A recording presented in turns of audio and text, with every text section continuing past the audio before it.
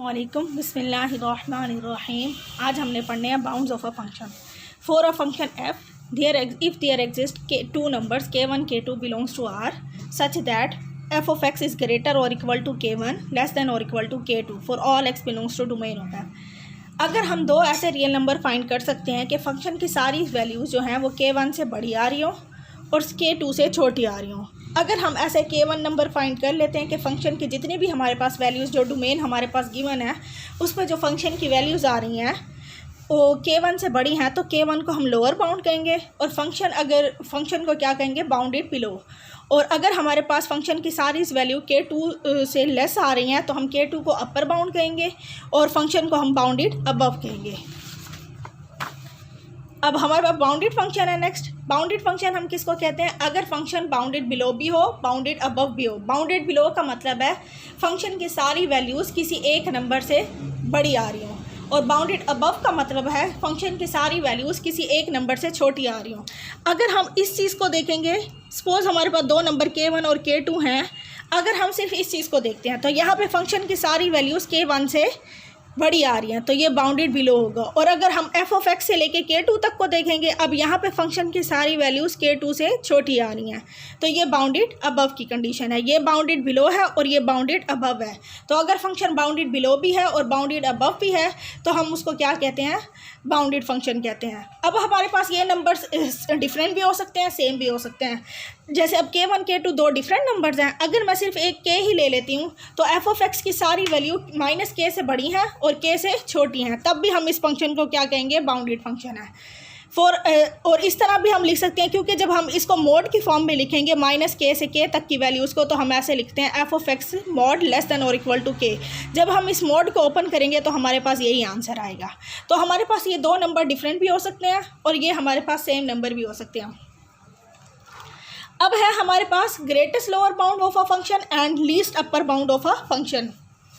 अब greatest lower bound हमारे पास क्या होता है, लोअर बाउंड्स का अगर हमारे पास सेट होगा तो जो उसमें सबसे बड़ा नंबर होगा वो हमारे पास होता है ग्रेटेस्ट लोअर बाउंड।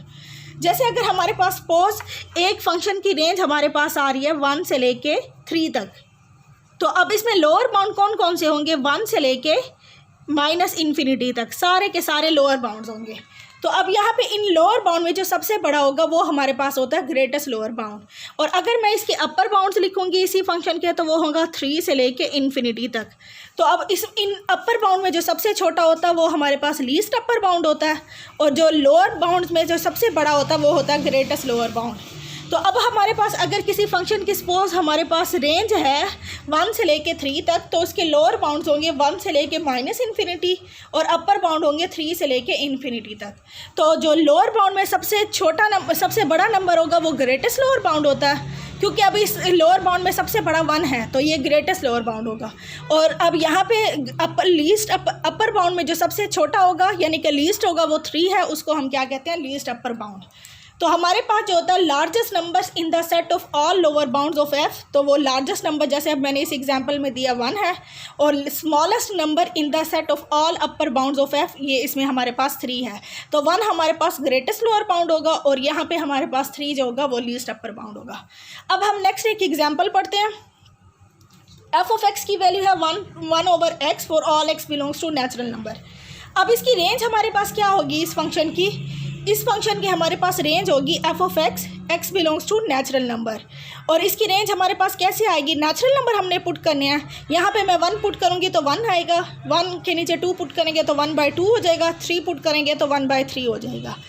तो हमारे पास नंबर कहाँ से कहाँ तक आ सकते हैं, 1 से स्टार्ट हो रहे हैं। फाइनल नंबर हमारे पास क्या हो सकता है, इन्फिनिटी पुट करें तो आंसर 1/∞ हमारे पास क्या होगा, 0। तो इस फंक्शन की हमारे पास रेंज क्या होगी, 1 से लेके 0। इन्फिनिटी कोई नंबर नहीं है इसलिए जो 0 उस पर आ रहा है तो वो हमारे पास इंक्लूड नहीं होगा। अब इस सेट के सारे अपर लोअर बाउंड जो होंगे वो 0 से लेके माइनस इन्फिनिटी होंगे, क्योंकि इसमें सबसे छोटी वैल्यू हमारे पास इस रेंज में 0 आ रही है और 0 और उससे छोटे नंबर्स कितने होंगे, 0 से के माइनस इन्फिनिटी। ये सारे उसके लोअर बाउंड्स हैं और लोअर बाउंड में जो सबसे बड़ा नंबर आ रहा है वो हमारे पास क्या है, 0 है। तो इस सेट का ग्रेटेस्ट लोअर बाउंड क्या हो जाएगा, 0 हो जाएगा। अब हम इसके अपर बाउंड्स देखते हैं। अपर बाउंड्स कहाँ से होंगे, 1 से लेके इन्फिनिटी तक, और अपर बाउंड में जो सबसे लीस्ट नंबर होगा वो हमारे पास 1 है, तो लीस्ट अपर बाउंड हमारे पास क्या हो गया, 1 हो गया। नेक्स्ट है हमारे पास एक्सट्रीम वैल्यू थ्योरम। हमने इसकी बेस पे कुछ क्वेश्चन सॉल्व करने हैं, उससे पहले हम इसकी स्टेटमेंट पढ़ लेते हैं। Let f be continuous on a B.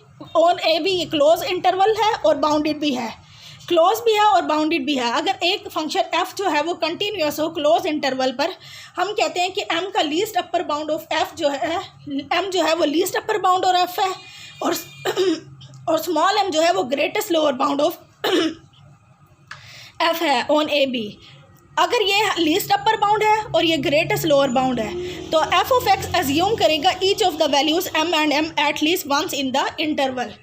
वो कहना क्या चाह रहे हैं, अगर एफ जो है वो कंटिन्यूस है इस इंटरवल पे, तो एफ ऑफ एक्स जो है इसमें एक दफ़ा ज़रूर एज्यूम करेगा, अपने लीस्ट अपर बाउंड को भी एज्यूम करेगा और ग्रेटेस्ट लोअर बाउंड को भी।